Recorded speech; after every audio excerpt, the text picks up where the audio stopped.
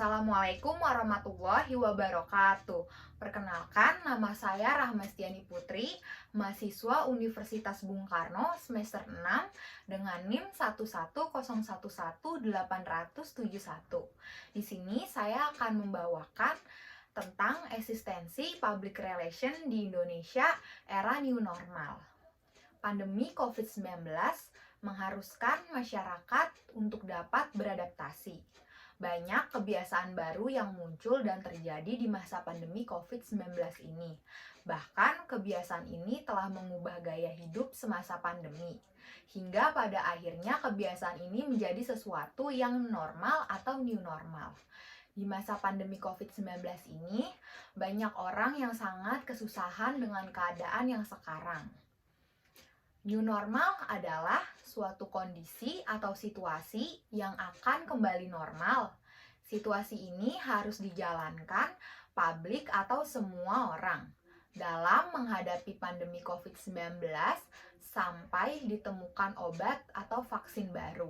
Tetapi sekarang vaksin sudah mulai bermunculan, di mana anak yang berumur 12 tahun sampai umur 60 tahun sudah diwajibkan vaksin. Terciptanya new normal, baik saat pandemi maupun setelah pandemi, merupakan perubahan bentuk perilaku lama ke perilaku yang baru pada masyarakat. Kegiatan seperti belajar, bekerja, berjualan, dan lain sebagainya akan kembali seperti pada masa sebelum COVID-19. Yang kita ketahui, selama pandemi COVID-19, banyak sekali aktivitas yang dilakukan di rumah.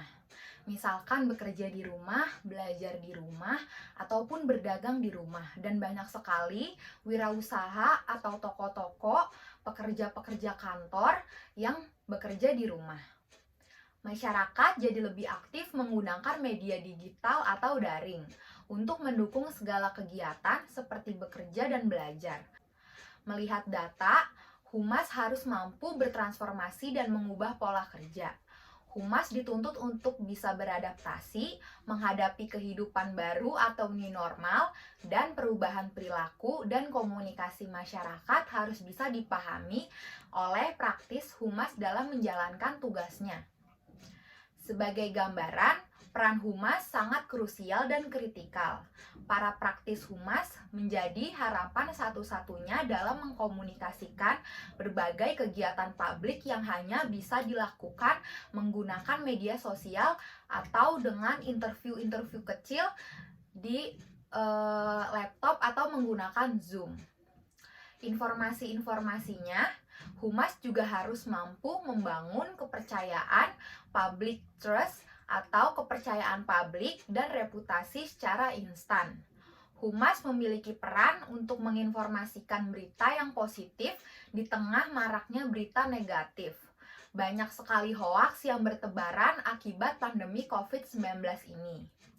Melihat kondisi yang ada, Humas harus membiasakan diri agar tetap produktif walaupun hanya di rumah saja, tetapi menyesuaikan diri dengan keadaan yang sedang terjadi di masa pandemi COVID-19 ini.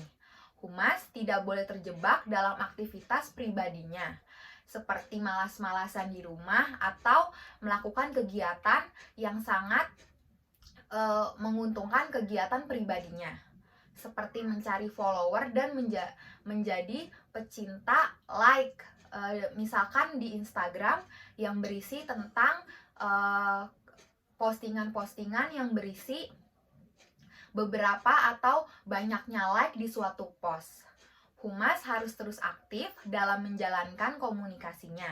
Humas juga harus dituntut untuk membuat narasi atau teks berita yang positif dan inspiratif bagi masyarakat, sehingga masyarakat tidak menjadi stres atau berpikiran terus-terusan negatif walaupun hanya di rumah saja. Memasuki bulan Juni, beberapa kota besar seperti Jakarta sedang bersiap menerapkan new normal yang sangat membuat kita berpikiran negatif juga, di mana masa ini disebut dengan PPKM. Semua aktivitas yang sudah bisa kembali seperti semula walaupun ada beberapa penyekatan di setiap daerah. Di sini peran humas diperlukan menghadapi berbagai informasi melalui sumber yang luas. Humas harus terlibat aktif dan mengedukasi masyarakat agar informasi yang benar dan layak patut untuk disebarluaskan. Di sini, humas harus mampu berkolaborasi dan bersinergi dengan instansi lain dalam menghadapi new normal. Humas dituntut lebih kreatif dan inovatif dalam menyediakan konten bagi audiensnya. Humas juga harus dapat menetapkan dan memaksimalkan platform yang digunakan masyarakat seperti IG, Facebook, Twitter, dan juga banyak platform lainnya berbasis dengan online. Menghadapi era keterbukaan ini, humas harus mampu mengkonversi segala bentuk komunikasi menjadi digital.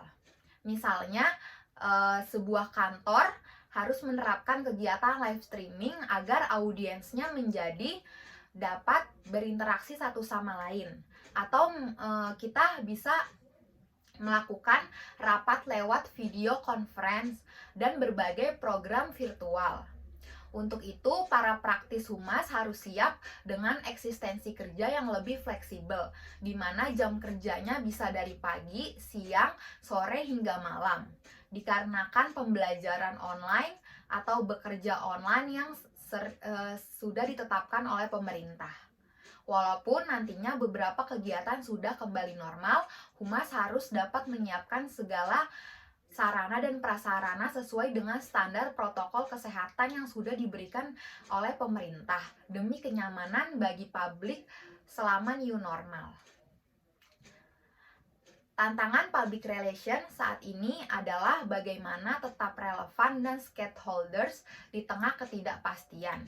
Bagaimana mengatur timing atau waktu komunikasi dengan audiens di tengah pergerakan tren yang tidak menentu dan serba cepat. Peran yang dapat dilakukan PR saat ini adalah menjaga dan membangun reputasi secara citra positif perusahaan melalui pengelolaan dan penentuan informasi serta komunikasi terstruktur. Di sini ada 4 langkah yang dilakukan untuk keselamatan karyawan, jaga komunikasi dengan para pemangku kepentingan, dan membentuk kembali strategi untuk menjaga kelangsungan bisnis, membangun ketahanan dan bersiap untuk pemulihan pandemi COVID-19. Di sini kita juga harus membangun kepercayaan publik menjadi kunci keberhasilan PR dalam era new normal yang baru. Strategi komunikasi menjadi peran yang vital bagi seorang PR dalam mengatasi krisis pandemi COVID-19. Peran PR dalam menyampaikan pesan informasi yang baik dan tepat tentunya akan menjaga dan membangun reputasi serta menciptakan citra yang positif. Untuk itu, PR memiliki pesan yang strategis dalam menyampaikan informasi secara kreatif, inovatif, dan efektif dalam memanfaatkan teknologi dan new media. Berbicara tentang new normal, tentunya kita akan menyinggung dan membahas tentang new habit atau kebiasaan baru. Kebiasaan PR harus menciptakan kinerja bagi sesama audiens untuk membangunkan citra yang positif di lingkungan yang baru. Kebiasaan yang baru dalam konteks tulisan mengarah kepada new style. New style atau gaya baru tentunya harus dapat dijalani oleh seorang praktis PR, di mana praktis PR kita harus menjaga keseimbangan perusahaan untuk tetap maju di kala pandemi COVID-19 ini. Beradaptasi dengan perkembangan teknologi dan mampu membuat konten kreatif dan bersifat informatif untuk masyarakat, serta solusi bagi masyarakat di masa pandemi COVID-19 ini. Sebagai narasumber, komunikasi internal merupakan komunikasi tahap awal yang wajib untuk kita merekrut audiens-audiens yang dilakukan oleh perusahaan. Komunikasi eksternal juga penting dikarenakan itu stakeholder ketika membuat strategi komunikasi di era new normal yang baru. Komunikasi yang dibangun untuk mengkomunikasikan dampak terhadap pengiriman produk atau layanan pelanggan. Seperti di masa pandemi COVID-19 ini, banyak platform online seperti Shopee atau Tokopedia yang dapat memajukan platform tersebut untuk membangun komunikasi yang baik dengan pengiriman produk atau layanan produk secara cepat.